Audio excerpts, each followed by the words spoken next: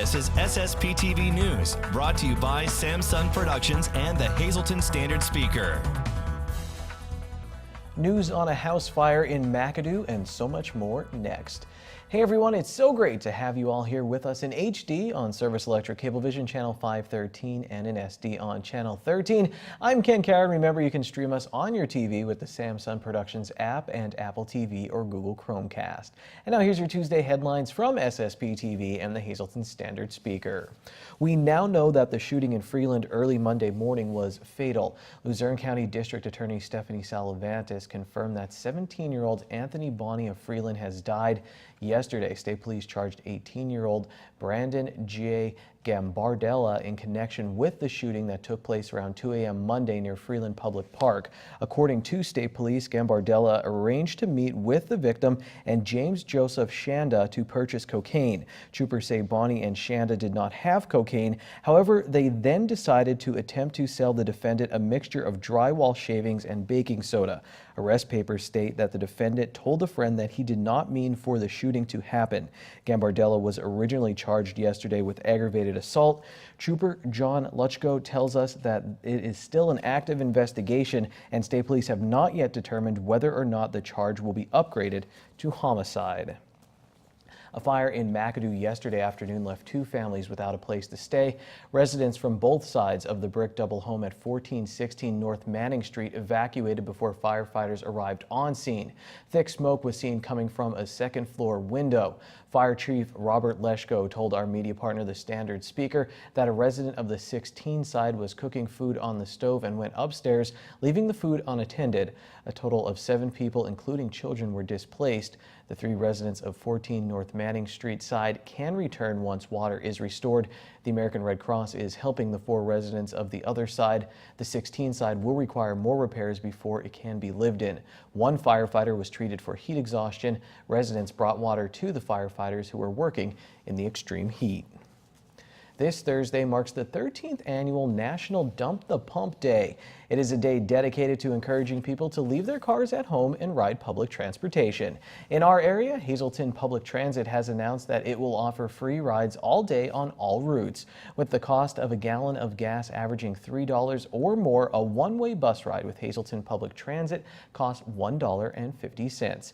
You can dump the pump this Thursday by taking advantage of the free bus rides, or you can choose to walk, ride a bike, or carpool. Again, all Hazleton Public Transit bus routes will be free this Thursday. He-Man and the Masters of the Universe changed my life forever with 4 little words. I have the power. You have the power to change your universe, your community for the better, and there's an upcoming event that will show you how. Jocelyn Sterenchuk is back on SSPTV News today, representing Hazleton Power as the executive director there. And Jocelyn, coming up on June 26th, 6 p.m. at Lackawanna College, there's going to be a power question and answer forum for people who aren't empowered to learn about the group. Why is this something that's important that you want to do? You're reaching out maybe to power the next generation to come on board? Or? Absolutely. So the generations coming out of college now and entering the workforce think, act, and perceive things completely differently than even myself and you. It's a completely different world now. So we're really trying to find some new board members, some youthful board members, and try to bring a whole new vision to what we do. Briefly, we almost do this every time we do it, but if people are out there and they're like, okay, what is power? What is the forum? What is Hazleton Power? How would you define it? Sure. So Hazleton Power is technically an acronym standing for professionals organized and working to enrich the region. But I say that loosely because so many people are professionals in so many different worlds. It doesn't mean you have to wear a suit to work every day. You know, really what power is and what I've turned it into, I think I've actually grown it into in the last 4 years of my leadership, is just an awesome networking opportunity to meet people that like to do the same things you like to do and just kind of socialize. I will say this, I'm a member of Power. It's always an interesting group of people, and that's what I love about it. We just had a meeting recently, and I met Danielle. I'm blanking on her last name, but she started a Hazleton Cleanup Crew. Can you talk about them and what they do? They're now a part of Power. I mean, these are the cool people you're going to meet. Sure. So one of the greatest things about Power is we're our own nonprofit. We formed our own 501c3, so we have the ability to do all of these really great things without consulting anybody other than the 6 people that are on our board. So what we decided when we saw Danielle and and her cleanup crew is that they needed a little bit of help. They needed some, they needed to formalize a little bit. And instead of them investing in forming their own 501c3, we brought them under our umbrella. So they're a group of really awesome, really passionate people who go around every couple weeks and clean up different areas of the greater Hazleton and pick up trash. And they're going to start maybe cleaning up some graffiti too, now that they're under our guidance. So that's pretty neat. And why would you encourage people to come to this event, to the forum? What are they going to get out of it? Sure. I think that so Power has been around since 2000 is when it was originally formed. We formed our own 501c3 in 2013. So I think over the years, changes of leadership, there's always kind of been a misconception of what we do and really what our mission is and what our purpose is. And our mission is very loosely based in saying we're bringing organizations and people together. So what we want to do is continue to do that and get the next generation of people involved. So I want people to come and learn what we're about and ask questions, be frank, and really learn how they can get involved, how they can help their community, and bring their passions forward to better the greater Hazleton area.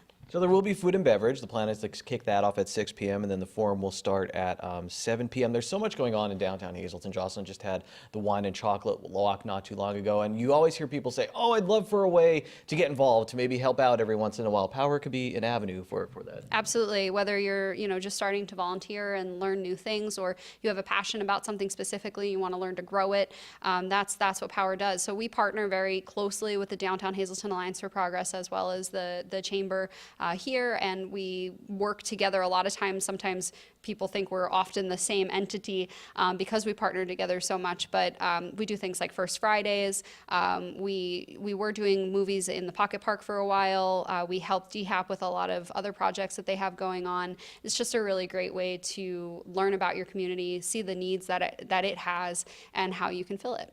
All right, so it's June 26th. Power does have a website, Facebook page, on social media as well. Put them all up on your screen so you can follow along, get there, and learn more. Jocelyn, thanks for your time. Danielle Fulton, that is the name of the woman helping with the Hazleton cleanup crew. Well, coming up next, another serving of segments from Frankie's Pizzeria and Restaurant, plus another exciting outdoor adventure with Kent Jackson. In sports, get ready to counterpunch with John Eric Polai, who talks MMA and fishing. This is SSPTV News, your place for 24 hours of your hometown news and information.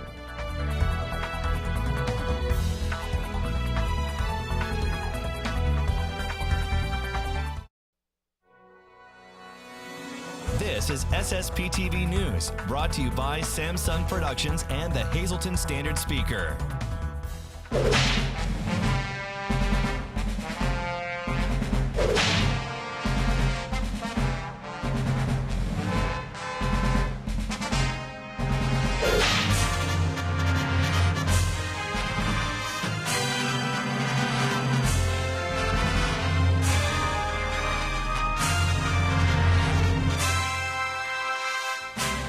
When the students and the professor turned over wooden blocks, two salamanders squiggled for cover. They were redbacks and leadbacks. They're really the same species, but are named for the different colored stripes down their backs. Despite the similarity, they exhibit differences. The lead-backed salamander absorbs 2 times as much mercury as the redback. Brian Mangan, a biology professor at King's College, told me. Mangan has studied mercury in bass in the Susquehanna River and the crayfish that the bass eat, as well as in spiders that live along the river, and of course the salamanders. Mercury comes from natural sources, but also from burning coal and drifting down through the emissions of other man-made sources. It tends to concentrate at animals that are atop the food chain. And for years, the Pennsylvania Fish and Boat Commission has advised against eating more than 2 meals a month of bass caught from the Susquehanna because of mercury. Mangan theorizes, when talking about the salamanders, that the leadbacks and the redbacks might behave differently. They might have different diets or even lose their tails at different rates. Salamanders regrow tails if they're pulled off by potential predators. But when a tail falls off, Mangan figures some of the mercury goes with it. This summer and fall at Talon's Riverlands in Salem Township near Berwick, Mangan is teaching students how to do research outdoors. They're testing wooden blocks that he and other researchers commonly use on the ground to attract salamanders, and Mangan wondered if the practice changes the environment in ways that harm or help salamanders. Salamanders breathe through their skin, so their skin has to stay moist, and they like wet, cool areas. Mangan is curious about whether the wooden blocks keep the ground that they cover dry by diverting rain, or whether they allow moisture to collect beneath them. He also wonders if the soil is cooler or warmer than the surrounding ground. To find out, he arrayed grids of 36 plywood blocks in 3 different areas of the Riverlands where he knows that salamanders live. 2 of his students, Neil Mayris and Kyle Sweats, lift up each of the squares 3 times a week. They insert a probe into the soil that measures temperature and moisture content, and they also check the bare soil between the squares. The work can be tiresome, but they take turns. If Neil measures the probe, Kyle writes down the results, and vice versa. Mangan tells the students to look for mold, insects, and other changes in the boards, as well as in the forests that they walk through. Open eyes and alert brains are as valuable to scientists as tools like soil probes and computers. Mangan started researching crayfish after seeing a horde of them scatter from a boat dock, and he studied a species of spider primarily because he wondered why it could materialize out of nowhere every July, and became curious about its life cycle. Curiosity drives people like Mangan and his students to discover more about our natural world. And curiosity makes every trip we take along the trail more of an adventure.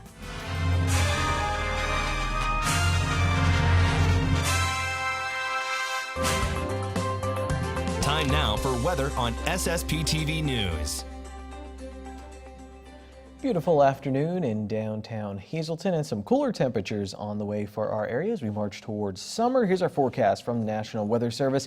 Tonight will be partly cloudy and we'll have a low of 57 degrees. And then on Wednesday, a 50% chance of some scattered showers, mainly after 10 a.m. We'll have increasing clouds with a high of 73.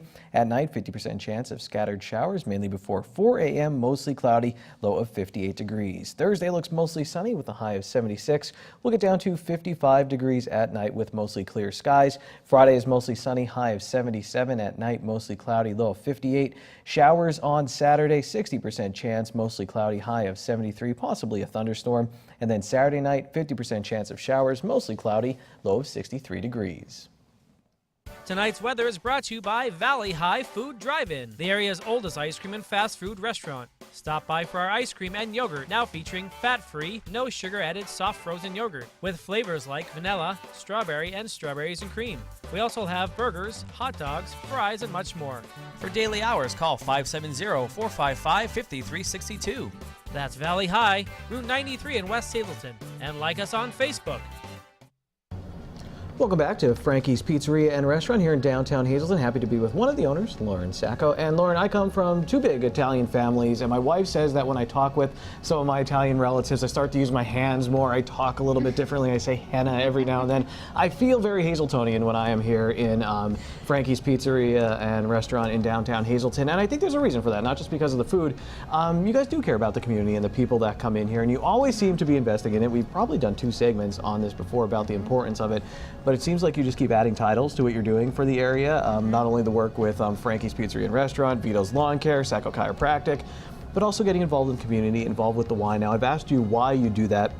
Have you seen success from doing all this and investing in the area? Are you starting to see some fruit from that? I mean, where do you think we're at? Where are you at? We do. Presently at this moment, we have a business-to-business initiative that everywhere I go and every video I do, and if you follow me on social media, I bleed for this area. And not only for the success of all 3 of our businesses, but for a successful downtown, for a successful surrounding community. When I see someone come to the area with a new idea or a new invention or a new store, and they're giving their time, their heart, their attention, that to me is rewarding, because that's another person that just adds to the total experience of why you want to be part of what's going on in the community. So right now, one of our fundraising initiatives, we have just kicked off a campaign with the YWCA. And that's another angle of my business-to-business initiative and the reason behind our fundraising book, because people gather around the table and they engage in conversation, put your cell phone down, you get each other one-on-one, whether it's for 20 minutes or a half hour, or you enjoy a Sunday breakfast. And the book is designed to drive foot traffic into our business. And hand in hand with that, it then also drives people to the YWCA to walk through there and see what's going on, what's the weight room look like, what's the basketball program like, what's going on here for my family, and how is it rewarding for me to come here. So that's another angle that I thrive on, that I love when I see people come in and say, we're gonna buy 4. And I'm like, first in my mind, I'm like, holy cow, that's a lot of food for a year. But then I'm like, that's great, because that's $100 going right to the Y.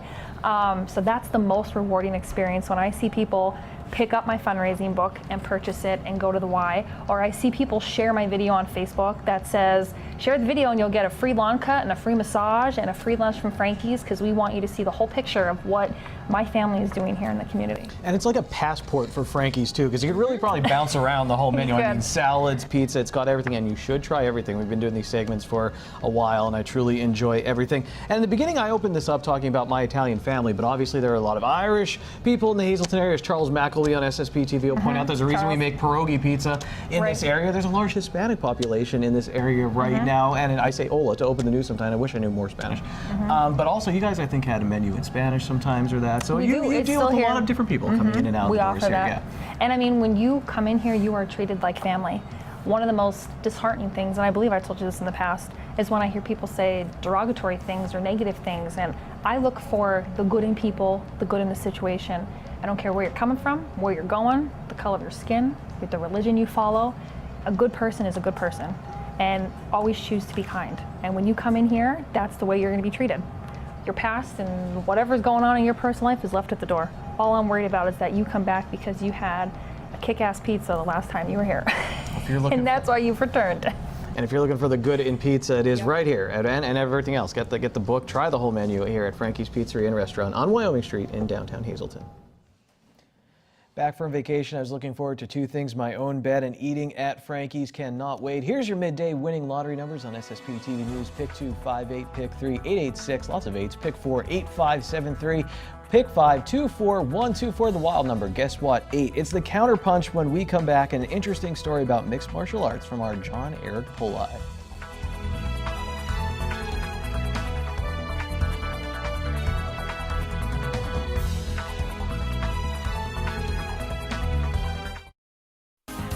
Time now for sports on SSPTV News.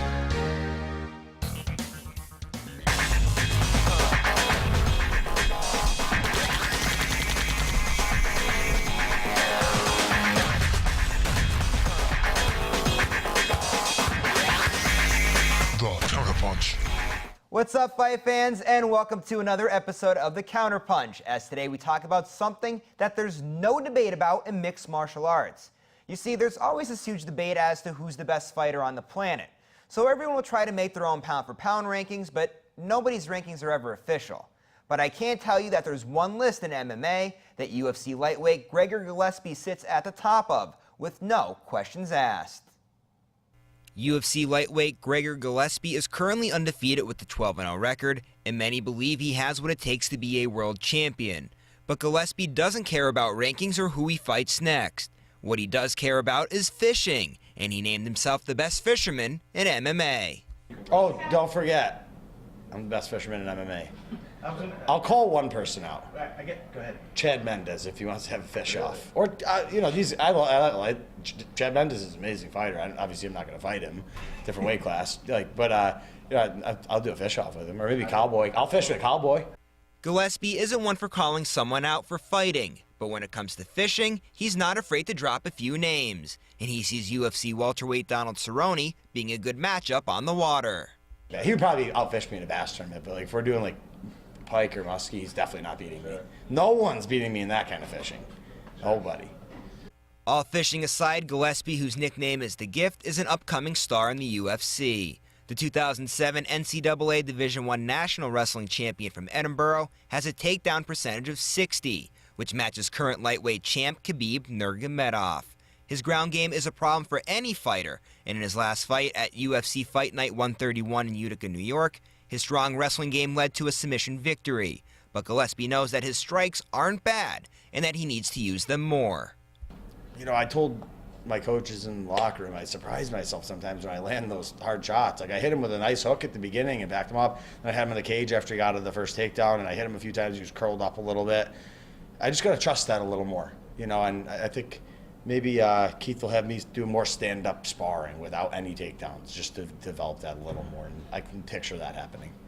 The next time we see Gillespie in the octagon, he'll most likely try to use some more strikes. But for right now, fighting is the last thing on his mind.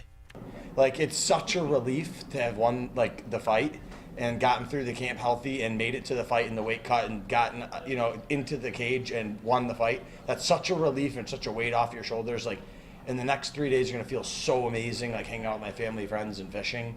But, like, I don't want to hear from my management about my next fight. I don't want to I don't want to be on social media about my next fight. I want to post sick fishing pictures and crack jokes with my friends. That's it. I don't want to talk about fighting.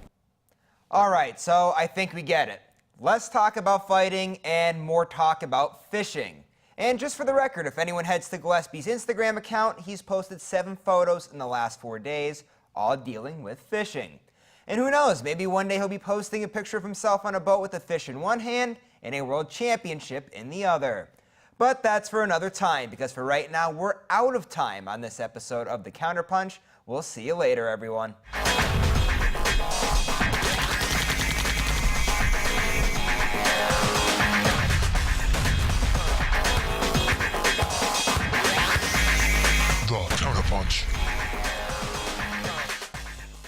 Good evening, everyone. Here's today's Talk of the Town. The band Rubik's Cube will be performing this Friday at the Mock Chunk Opera House. Tickets are $27 in advance and $30 at the door.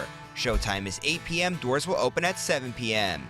For more information, you can call the Mock Chunk Opera House at the number on your screen. And Good Shepherd Church and Drums will be having their annual summer festival on Saturday, July 7th from 1 to 10 p.m. and on Sunday, July 8th from 1 to 7 p.m. Both days will be filled with several activities. For more information, you can contact the Good Shepherd Church office at 570-788-3141 or by emailing them at the email on your screen. And that's today's Talk of the Town. SSPTV News would like to send our sincere condolences to the family and friends of these recently departed. David F. Bertoldi of Shillington. Mass will be Thursday at 10 a.m. at Sacred Heart Roman Catholic Church in Weston.